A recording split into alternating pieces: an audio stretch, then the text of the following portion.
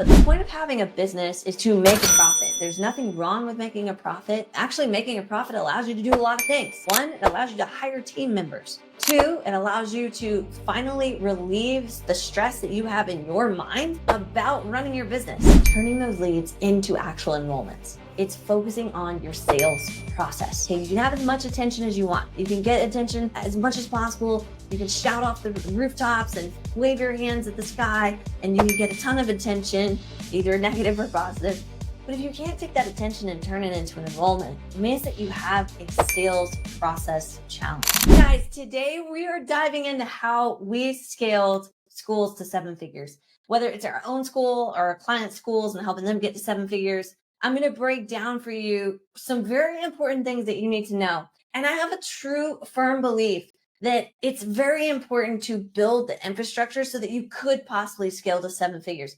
Maybe you don't know if that's something that you want right now. Maybe you're just like, man, I just want enough students to pay the bills and have a little bit of extra money left over for my family. Maybe we could go to Disney once a year or something like that. And if that's you, that's amazing and that's awesome. Here's what I would love to help you do. Instead of you only building a house that can have 2 stories on it, and that's all the pressure that it can take, I want you to think about this. What if you added on another layer to that 2-story house, and then another layer and another layer and another, and eventually you kept trying to build more and more, and instead of having a house, you had a skyscraper.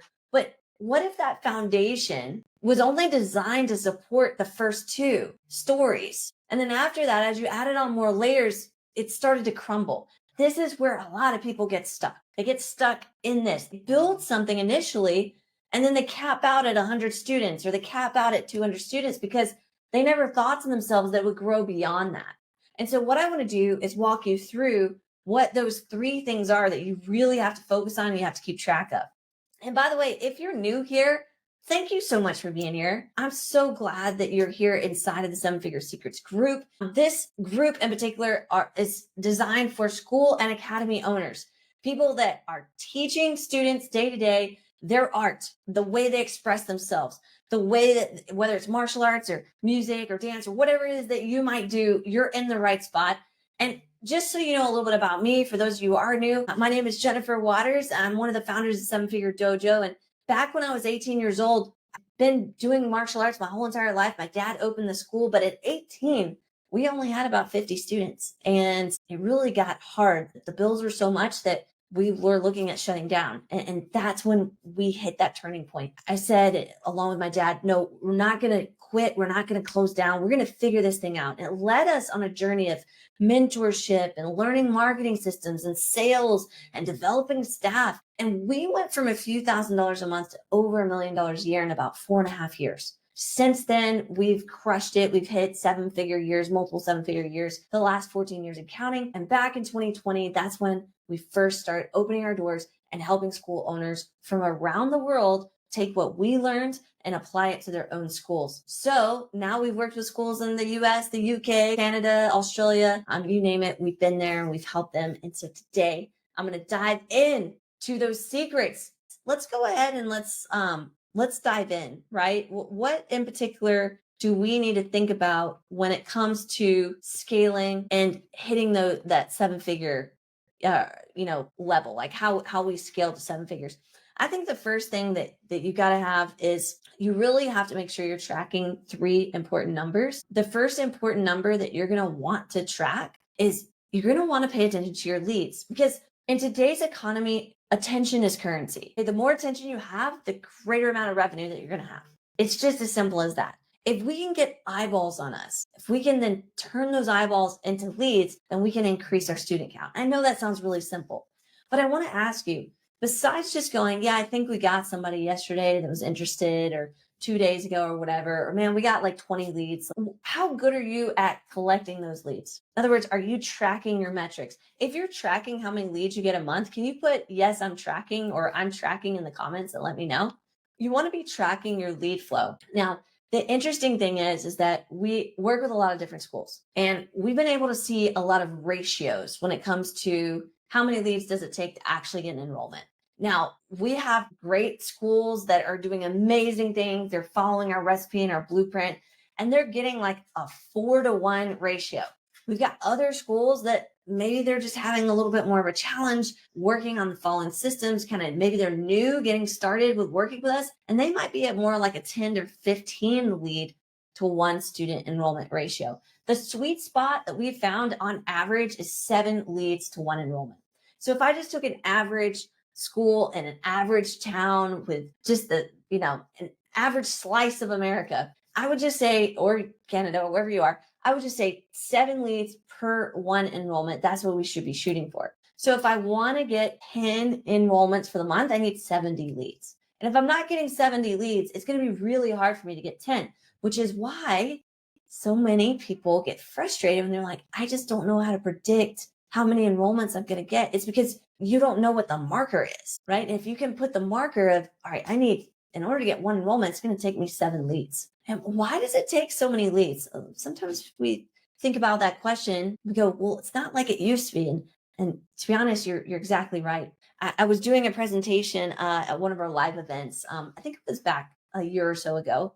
And in the presentation, I actually walked through the stages of marketing in a particular market. And the most interesting thing is that back in the 70s, the 1980s, paying for extracurricular activities became something that was new. It was brand new to the market. There wasn't a lot of people doing it. The 1990s and the early 2000s, that's when we saw broad commercialization of extracurricular activities. So now every city, every town had some sort of paid extracurricular that kids could do, that adults could do, and martial arts would fall into that category. Music would fall into that category. And now you fast forward another 20 years, not only is the market very saturated, like we're an extremely saturated market, but also the level of professionalism has bumped up for a good bit of those schools. Like most places try to have a professional appearance, and people aren't differentiating you based on whether or not you look more professional. The assumption is you are professional because we've been in the market now for 40, 50 something years. And so it's a very established market. High saturation means that it's going to take you more leads to enrollments. So if you've been in your town a long time, it might take you important to be focused on. Well, the fortune is in the follow-up. It's turning those leads into actual enrollments. It's focusing on your sales process. Okay, you can have as much attention as you want. You can get attention as much as possible. You can shout off the rooftops and wave your hands at the sky, and you can get a ton of attention, either negative or positive. But if you can't take that attention and turn it into an enrollment, it means that you have a sales process challenge. And so we want to think about what are the steps that lead has to go through to become a student. Well, first, the lead has to be contacted. They actually have to pick up the phone or respond back via text. Then they need to set a time to come in. Just telling someone randomly to show up at any time they want or giving them a wide range of class times for them to pop in really dramatically declines the reality of them actually coming in the door. So setting a specific time for a meeting with you, we will call that introductory lesson or an evaluation lesson, so important. And then after they do that introductory evaluation lesson, we want them to be presented with a high amount of value in your program so that you can really create what I call the unicorn effect. There's nobody else around you that is like you. You're a very unique creature. You're unique. There's nothing else to compare it to.